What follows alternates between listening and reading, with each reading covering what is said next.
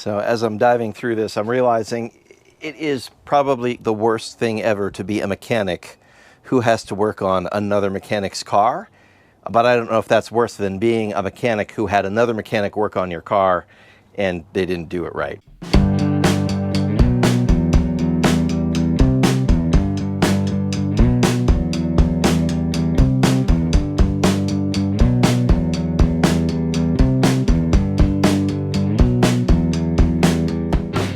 So I'm finding all sorts of, like, this main boost hose clamp wasn't tightened. There are hoses that weren't connected. There were other hose clamps that weren't connected. There's missing hose clamp here. I was just talking about this hose and having to replace it, but the hose clamp doesn't even exist. They never put it back, so I'm gonna have to get another one of those. And these little 1/8" hose clamps are super hard to find. They're like $5 a piece, $6 a piece at the Volkswagen dealer. You can get them at a Chevy dealer for about $1.75, so it's a lot cheaper, but you know, with supply chain stuff, who knows?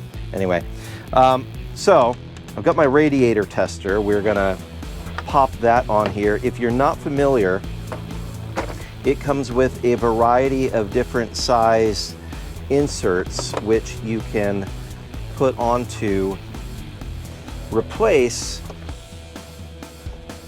the cap on here.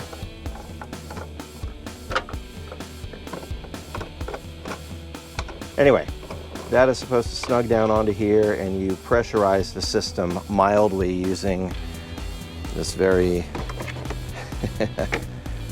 high-tech little thing. And then if you've got a leak, it'll come pouring out. And I know I have a leak, so we're gonna pressurize it a little bit and look for where the leak is coming out of.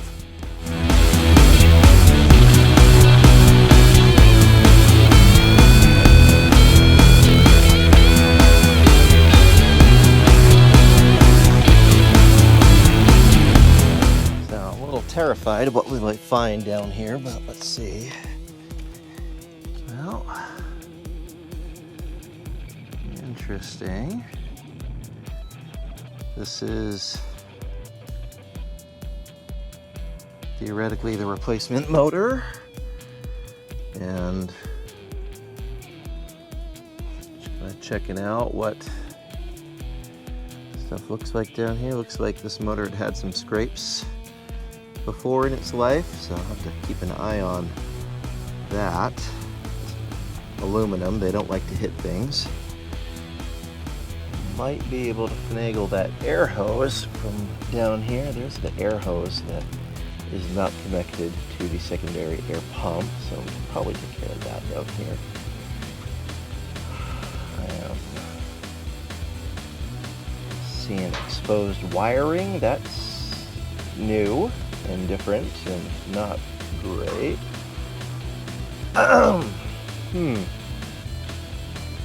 RTV silicone on the bottom of the oil pan here. That does not bode well. That's not factory. Okay. Huh. Well, that's cute. Okay. See what else I can see from down here.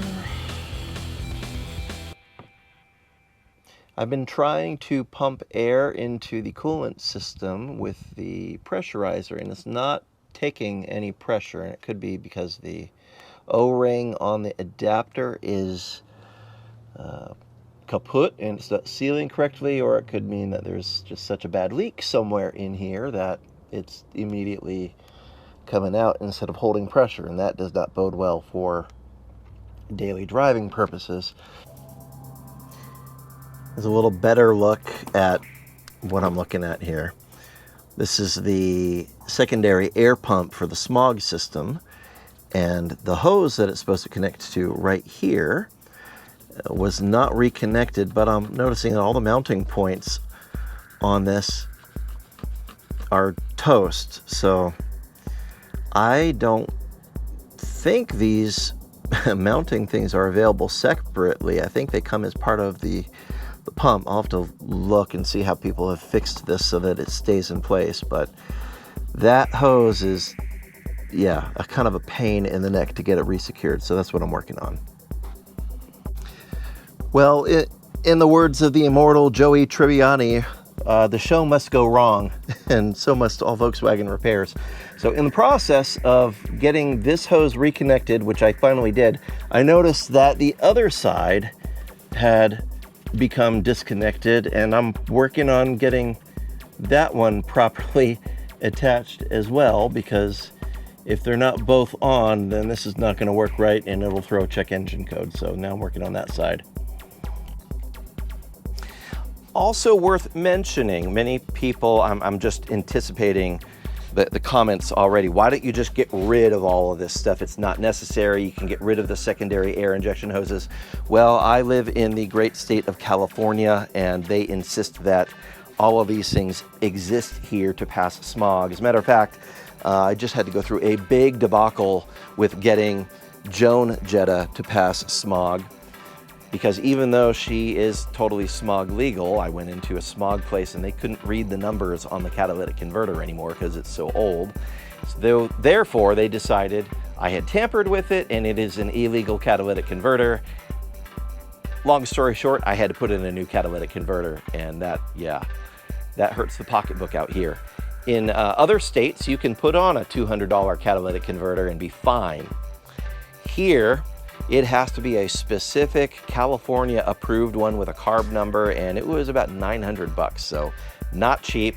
Now I'm gonna hear the comments go, we'll just move out of California. I did already. We moved to Indiana. It did not work out. So we're not gonna repeat that adventure for a while. We're here in California.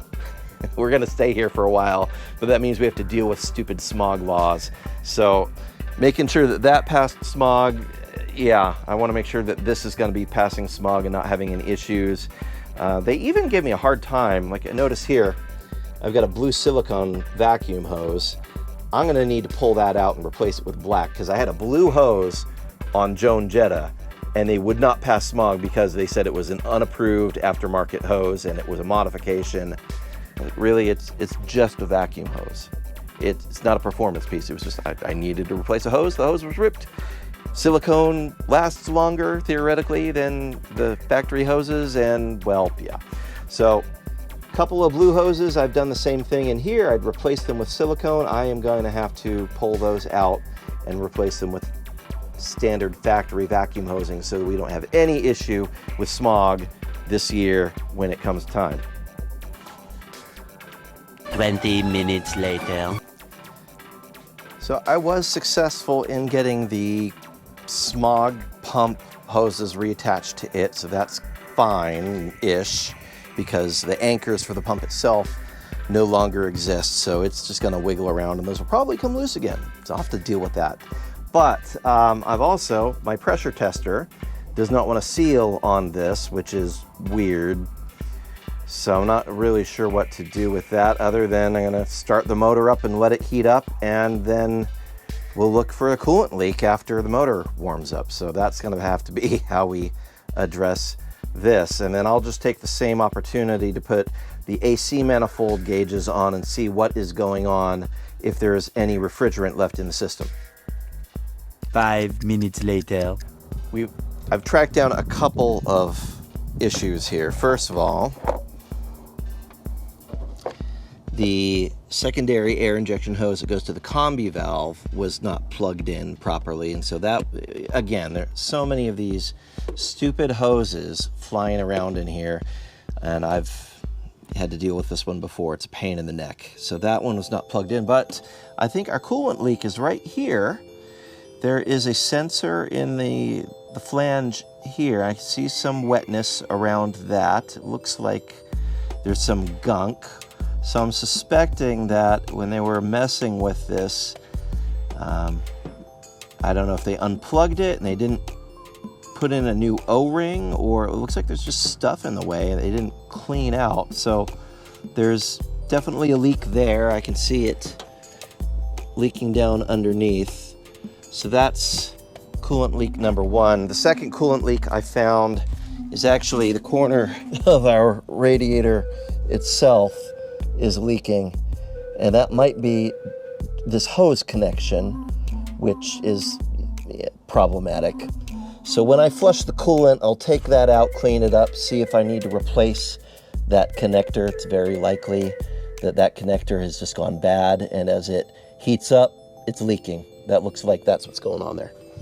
It's not a very big leak, but enough, just enough. And this one as well, just enough to be problematic. So causing a lot of coolant smell under the hood. It's very warm under here.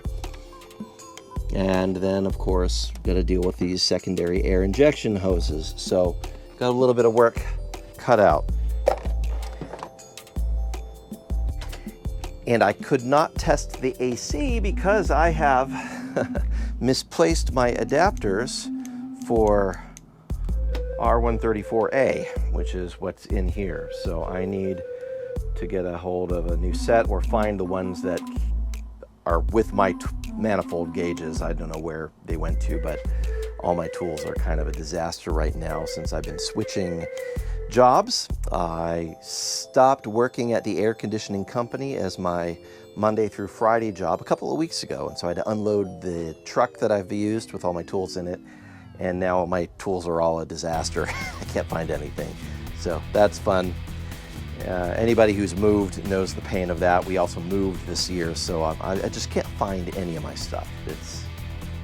That's where we're at, but we're making progress. I'll get some more adapters or borrow some, check to see if there is any refrigerant in this system whatsoever, and then go from there.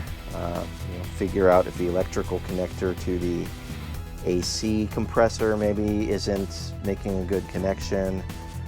That can happen. We can check the relay to see if it's just chosen this time in life to die.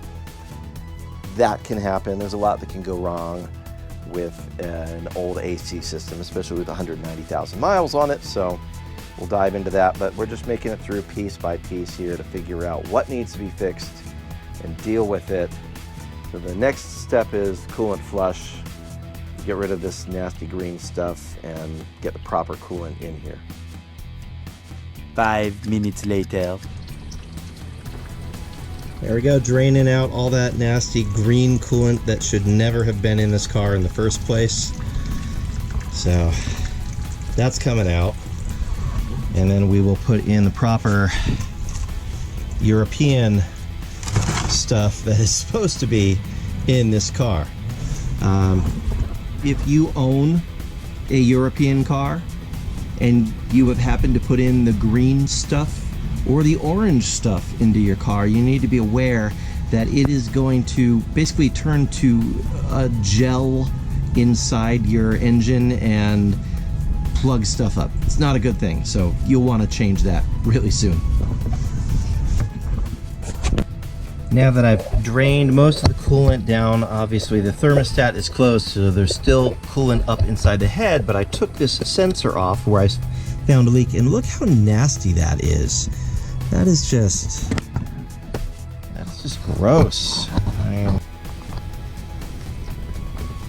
there's just all sorts of crud. It looks like they didn't have an O-ring, and so they tried to use silicone to seal this up, which isn't gonna work because the O-ring actually holds some compression against the sensor and keeps it in place. So I'm gonna have to clean all this up, get the O-ring, and replace this to stop that leak. So that's quality workmanship right there. Yeah.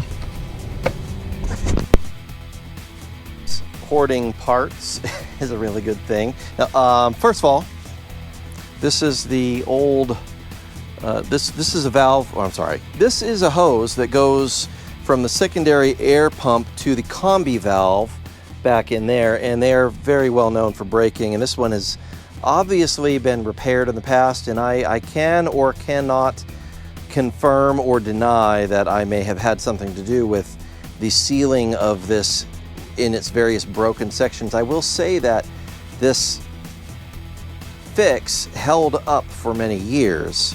It's now through the deconstruction and reconstruction of the motor that the ends of this has failed, and it's the connectors themselves that were the issue. So I happen to have a brand new one sitting in my parts box, so we'll pop that on.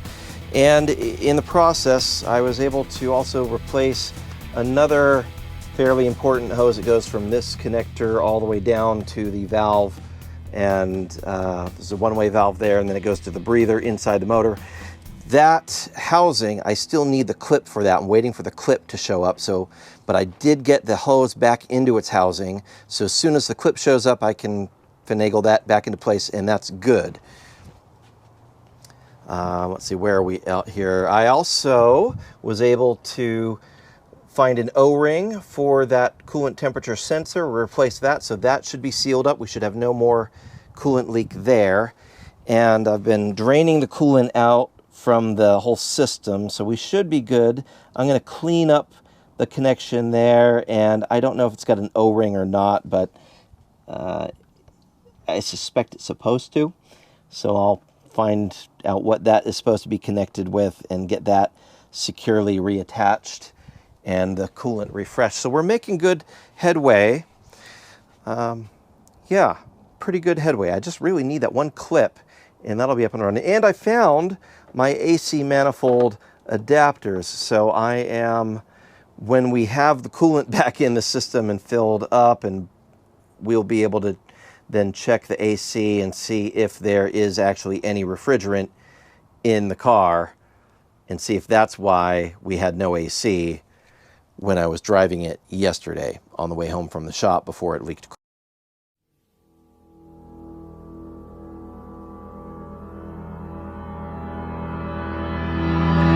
And on that terrible disappointment, it's time to say goodbye. We'll be back.